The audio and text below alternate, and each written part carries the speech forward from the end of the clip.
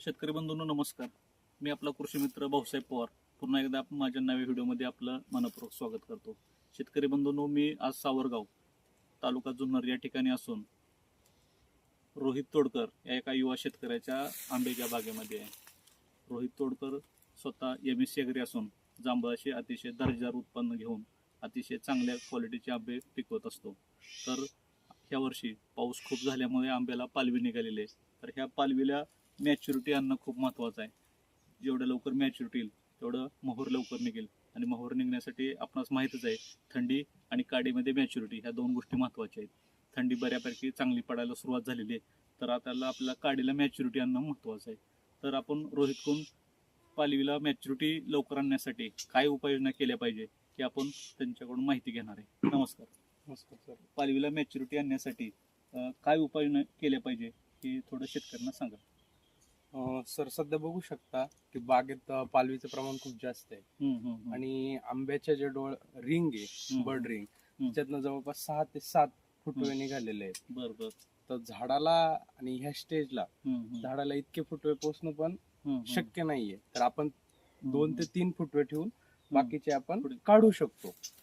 आणि स्प्रे मध्ये बोललं तर पहिल्या स्प्रे मध्ये आपण 0,52-34 घेऊ शकतो, जेणेकरून फॉस्फरस आणि पोटॅशियमचं प्रमाण वाढेल.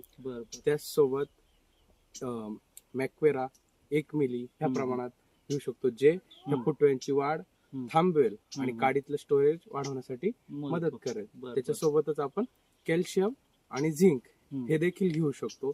कॅल्शियम सेल वॉल साठी काम करेल आणि झिंक पानातलं क्लोरोफिल कंटेंट वाढवेल, जे फोटोसिंथेसिसला मदत करेल. बरोबर. त्याच नंतर दुसरी फवारणी म्हणाल तर त्याच्यात आपण 6B एक 6 ते 7 दिवसांच्या अंतराने घेऊ शकतो. त्याचं प्रमाण 1 ml. आणि त्याच सोबत आपण बोरॉन आणि सिलिकॉन घेऊ शकतो. बोरॉन काडीतली गर्भधारणा वाढवेल.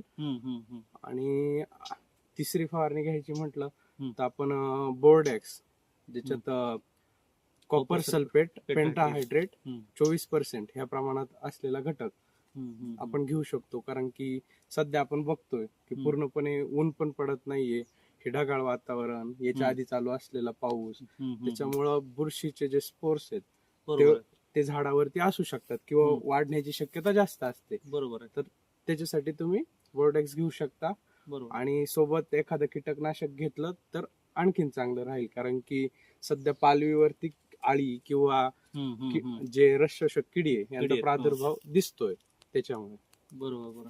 तर शेतकरी बंधूंनो, रोहितने अतिशय छान माहिती दिलेली आहे. आपली आंब्याची बाग असेल आणि ह्या स्टेजला असेल, पालवी निघालेली असेल, तर रोहितने ज्या 3 फवारण्या सांगितलेत ते आपण जर घेतल्या तर आपल्या आंब्याला चांगल्या प्रकारे मोहर निघेल.